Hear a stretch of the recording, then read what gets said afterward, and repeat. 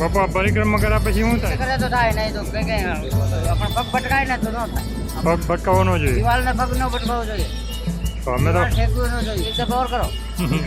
પાછા બીજી વખત આવીએ એક છીએ. વાર ઓર કરો.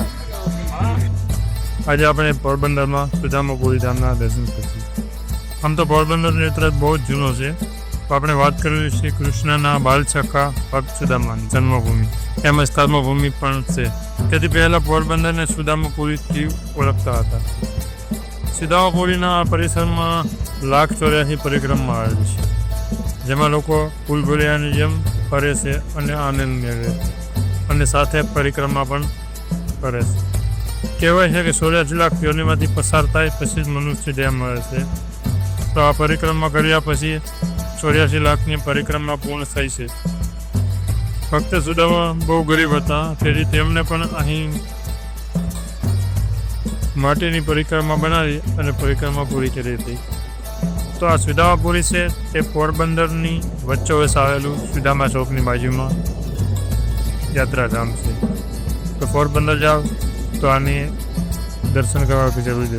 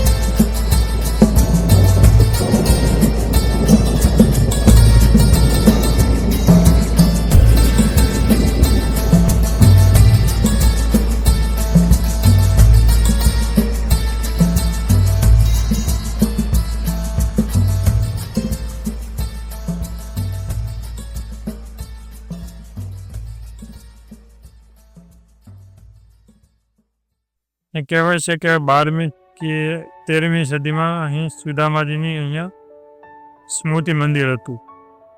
ઈસવીસન 1900માં પોરબંદરના મહારાજ ભાવસિંહજીએ નવનિર્માણ કરીને ભવ્ય મંદિર બનાવ્યું અને સૌથી વધારે યોગદાન નાટ્ય કંપનીઓનો છે. આમાં બધા કહે એક સુદામાજીએ ચોરીને સાવલ ખાધા હતા, તેથી તે ગરીબ હતા. પણ લોકો જાણતા નથી કે હકીકત કંઈક અલગ જ હતી. જે સાવલની પોટલી હતી તે ચોર મૂકીને ચાલ્યા ગયા હતા અને ગુરુ માતાએ એ પોટલી સુદામાજી અને કૃષ્ણને ખાવા માટે આપેલી હતી. તો સુદામાજીને તેનો આભાર થયો કે આ પોટલી સ્થાપિત છે, જે કોઈ ખાશે તે ગરીબ રહેશે. સુદામાજી કહે કે જો આ જગતનો નાથ ખાશે તો તે પણ ગરીબ બની જશે અને દુનિયામાં ગરીબી ફેલાશે. એટલે સુદામાજીએ પોટલીમાંથી ચોરી અને ચાવલ ખાઈ ગયા હતા અને તેથી જ કહેવાય છે કે તે ગરીબ રહ્યા હતા.